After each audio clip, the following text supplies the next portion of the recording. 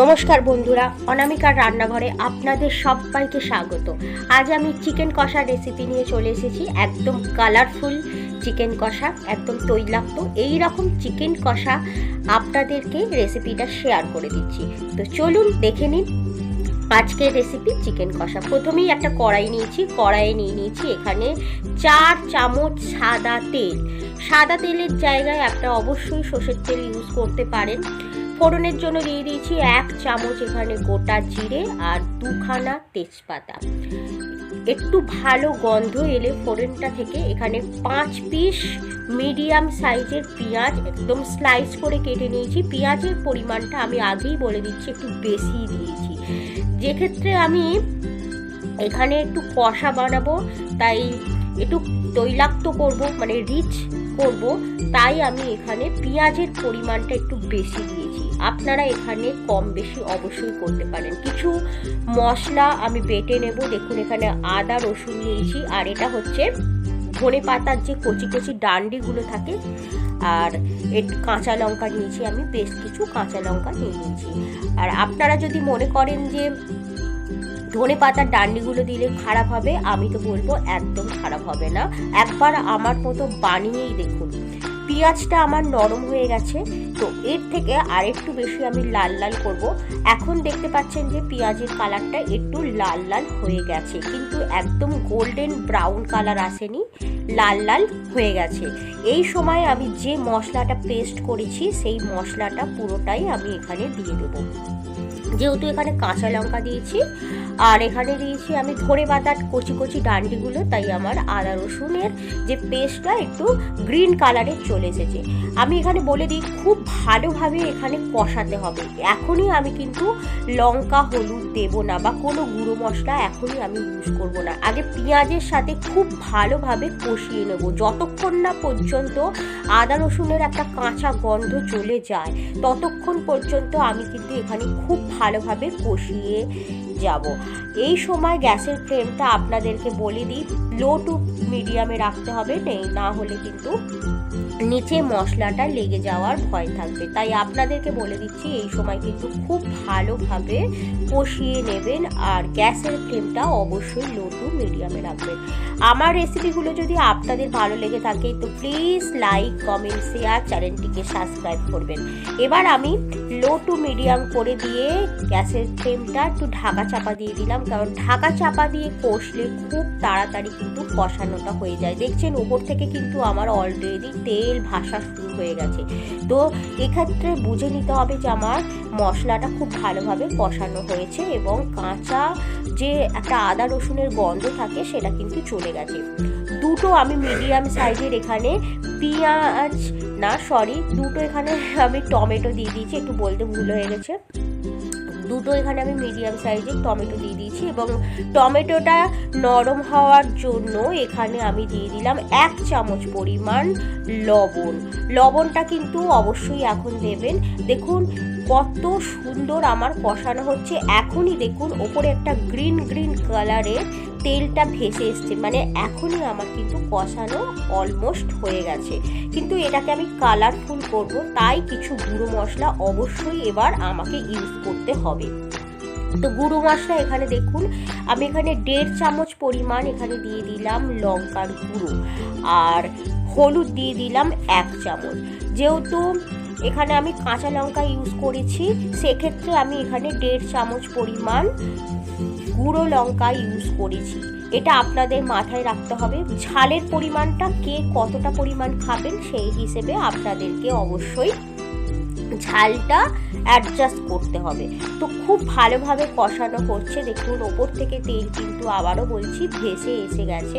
তো এইভাবে আমি আরও কিছুক্ষণ কষিয়ে নেবো। আপনাদেরকে সাইড থেকে যে তেল ছেড়ে গেছে এটা আমি দেখিয়ে দিলাম। এবার দেখুন আপনাকে আরেকবার দেখিয়ে দিচ্ছি তেলটা আমার কতটা পরিমাণ ছেড়ে গেছে, আর এই সময় খুব সুন্দর একটা স্মেল আসছে মশলা থেকে। তো আবার রেসিপিটা যদি আপনাদের ভালো লেগে থাকে তো প্রথমেই বলে দিয়েছি, কাউকে স্কিপ করে দেখবেন না, পুরো ভিডিওটা দেখতে থাকুন। আর কে কোথা থেকে দেখছেন অবশ্যই কমেন্ট বক্সে লিখুন। এবার আমি ধুয়ে পরিষ্কার করে মাংস আমি রেখে দিয়েছিলাম জল ছড়িয়ে, সেই মাংসটা কিন্তু আমি এখানে দিয়ে দিলাম। মাংসের পরিমাণটা এখানে 750 গ্রাম মাংস আছে। পুরো মাংসটাই এখানে দিয়ে একটু ধৈর্যের সাথে হালকা হাতে খুব ভালোভাবে কষিয়ে নেবো। একটু আস্তে আস্তে আমি ধৈর্যের সহকারে কষাতে থাকছি। এই কষানোটা কিন্তু মেন, কারণ আমি এখানে জল ইউজ করব না, যেহেতু আমি এটা কষা করছি তাই জল ইউজ করব না। আর সম্পূর্ণ রেসিপিটা আমি বানাবো ঢাকা চাপা দিয়ে, কারণ যেহেতু আমি চিকেন কষা বানাচ্ছি আর চিকেনটা সেদ্ধ হবে চিকেনের জলেতেই, চিকেনটা সিদ্ধ হবে, তাই আমি এখানে বারবার ঢাকা চাপা দিয়ে কিন্তু রেসিপিটা বানাবো। তো ঢাকা চাপা দেওয়ার পর দেখুন অল্প একটু জল ছাড়া শুরু হয়ে গেছে। আমি আবার নিচেরটা ওপরের মশলাটা নিচে এইভাবে আরেকটু আমি নাড়িয়ে চাড়িয়ে নিয়ে আমি খুব ভালোভাবে কিন্তু নাড়িয়ে চাড়িয়ে নেব। আবার এটাকে কিন্তু আমি ঢাকা দেব। সেম প্রসেসে কিন্তু আপনাদেরকে বানাতে হবে। এইভাবে যদি বানাতে পারেন তো গ্যারান্টি সহ আমি বলতে পারি আপনাদের রেসিপিটা খেতে কিন্তু অসাধারণ হবে। তো দেখুন আমি কিন্তু আরেকটু ওয়েট করছি। আমি এই সময় দিয়ে দিলাম লবণটাও আমি কিন্তু এখানে 1 চামচ পরিমাণ লবণটা দিয়ে দিয়েছি। আপনাদের বলে দিই, যখন আমি চিকেনটা দিয়েছিলাম, চিকেন কিন্তু আমি ম্যারিনেশন করিনি, জাস্ট ভালোভাবে ধুয়ে পরিষ্কার করে আমি কিন্তু জলটাকে ঝরিয়ে রেখে দিয়েছিলাম। তো আবার আমি ঢাকা চাপা দিয়ে দেবো, কারণ আমি বলেছি ঢাকা চাপা দিয়েই আমাদেরকে পুরো রেসিপিটা বানাতে হবে। ফিরে আসবো 5 মিনিট পর। দেখুন ফিরে এসেছি 5 মিনিট পর। চিকেন থেকে পুরো অলরেডি জল বেরিয়ে গেছে। তো এই জলেতেই আমি কিন্তু রেসিপিটা করব, আমি এক্সট্রা কোনো জল দেব না।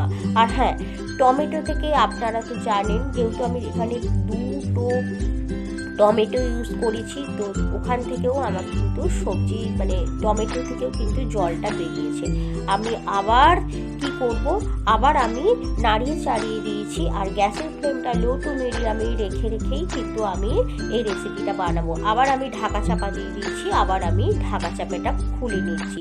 বাস দেখুন ওপর থেকে কিন্তু আমার একটু একটু করে তেল ভেসে আসা শুরু হয়ে গেছে।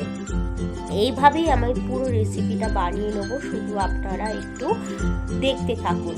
ফেসবুকে আমার একটি পেজ আছে, সেখানে অবশ্যই আমার চ্যানেলটিকে ফলো করে নেবেন। আবার আমি সেম প্রসেসে দিয়ে দিলাম ঢাকা চাপা। বাস 3 মিনিট পর আমি ঢাকা চাপা খুলে আমি আবার কিন্তু নাড়াচাড়া করে নিচ্ছি। দেখুন যত আমার রেসিপিটা বানানো হচ্ছে তত আমার কিন্তু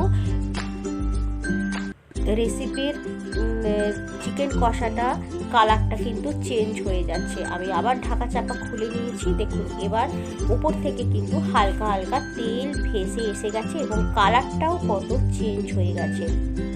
এইভাবে আমি একটু নাড়াচাড়া করে নিচ্ছি, কারণ নিচে লেগে যাওয়ার ভয় থাকবে। এই সময় আরেকবার কিন্তু আপনারা অবশ্যই ঢাকা চাপা দিয়ে দেবেন।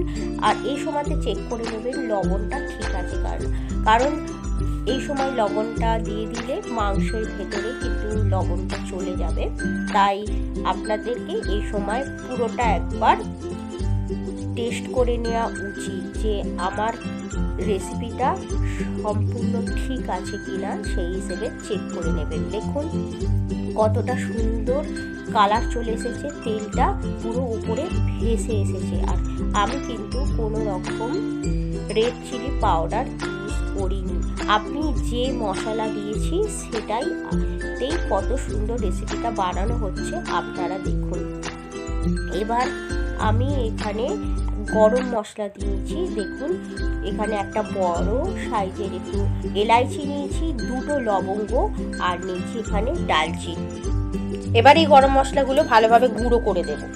গুঁড়ো করে দেওয়ার পর এখানে নিয়ে নিয়েছি 2 মুঠো একদম তাজা ধনে পাতা। যেহেতু আমি এখানে কষা মাংস করছি আর ফ্লেভারটা রাখবো ধনে পাতার, তাই আমি এখানে একদম 2 মুঠো ধনে পাতা নিয়ে নিয়েছি, ভালোভাবে ধুয়ে পরিষ্কার করে নিয়েছি আর মাংসের ওপরে দিয়ে দিয়েছি। যেহেতু মাংসটা আমার কষানো হয়ে গেছে তাই মাংসের ওপরে আমি ধনে পাতাটা দিয়ে দিলাম। এবার খুব ভালোভাবে মাংসের সাথে কিন্তু আমি ভালোভাবে মিক্স করে নেবো। এটা কিন্তু খুব জরুরি একটা পয়েন্ট, যে আমাদের এই পয়েন্টটা মিক্স করলে চলবে না। যেহেতু ফ্লেভারটা আমি ধনে পাতা রাখবো, এটা কিন্তু খুব ভালোভাবে মিক্স করে নিতে হবে। আর ওপরে ছড়িয়ে দিয়ে পরে গরম গরম সার্ভ করলে চলবে না। এই সময় খুব ভালোভাবে মিক্স করে নিতে হবে এবং মাংসটা একটু স্ট্যান্ডিং টাইমেও রাখতে হবে, তবেই ধনে পাতার ফ্লেভারটা আসবে। তো আমার দেখুন খুব ভালোভাবে মিক্সড করা হয়ে গেছে। তো এবার আমি এই যে গুঁড়ো গরম মশলাগুলো আমি দিয়ে দেব। ওপরে একটুখানি গুঁড়ো গরম মশলাটা দিয়ে দিলাম। দিয়ে দেওয়ার পর আমি এখানে গ্যাসটা বন্ধ করে এবার একটু স্ট্যান্ডিং টাইম রেখে দেব। তো আমি একটু মিক্স করে নিচ্ছি আগে, তারপর আমি এখানে গ্যাসের ফ্লেমটা বন্ধ করব, তারপর কিন্তু আমি এখানে স্ট্যান্ডিং টাইম দেবো। তো সেম প্রসেসে আপনাকেও ঠিক একইভাবে এইভাবেই বানাতে হবে, তবেই আপনারা সম্পূর্ণ রেসিপিটা সুস্বাদু করতে পারবেন। তো এইভাবে আপনারা প্লিজ বানিয়ে নেবেন, এটা আমার অনুরোধ। এই কষা মাংসটা গরম গরম ভাতে, পোলাওয়ে এবং পরোটা, রুটি সবার সাথে খেতে পারবেন, লাঞ্চে বা ডিনারে। তো ভিডিওটা আর বড় করব না। Thank you so much.